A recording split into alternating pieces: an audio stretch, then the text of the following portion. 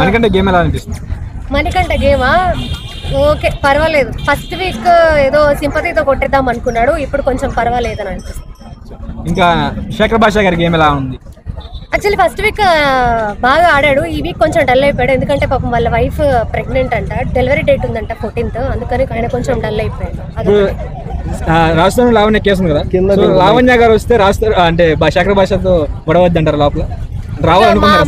మా టీవీ ఎక్కడికో వెళ్ళిపోతుంది.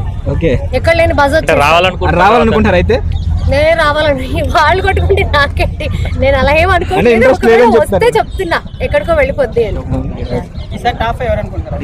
ఇందాకే చెప్పాను కదండి. ఓకే, ఇది టాప్ 5 నబిల్, నిఖిల్, విష్ణుప్రియ,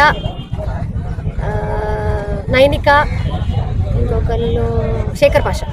శోభా శెట్టి రీఎంట్రీ ఇచ్చింది కదా, శోభా శెట్టి రీఎంట్రీ ఇచ్చింది, నేను చూడలేదు అంటున్నారు. ఏమో మరి ఇంకా వాళ్ళిద్దరు కలిసి ఆడతారు గేమ్.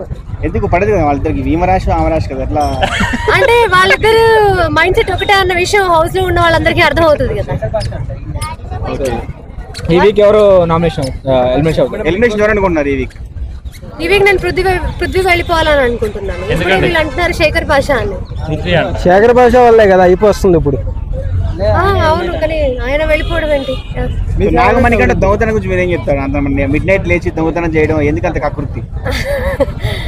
యాక్చువల్లీ వీళ్ళ గేమ్ చూస్తుంటే నాకేమనిపించింది అంటే, వీళ్ళు ఇంతకుముందు ఎపిసోడ్స్ బాగా చూసి ఆ ఎపిసోడ్ల వల్ల వీళ్ళు బాగా ఇన్ఫ్లుయెన్స్ అయిపోయి అలా ఆడితే మేము ఈ హౌస్ లో ఎక్కువ రోజులు ఉంటాం అనుకొని అట్లా ఆడుతున్నారేమో అని అనిపించింది. సోనియా లవ్ ట్రాక్ అంతే అదే అంటారా మీరు?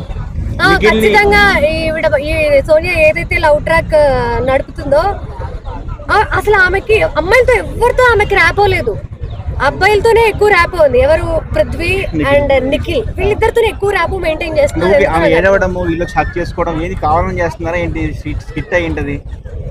ఏమో ఆ ప్లేస్ లో ఎలా అక్కడ ఉన్నప్పుడు వాళ్ళు ఎలా ఫీల్ అవుతారో మనకి వాళ్ళ ఒక్కరాకి చేసుకుంటే ఇంకొకరు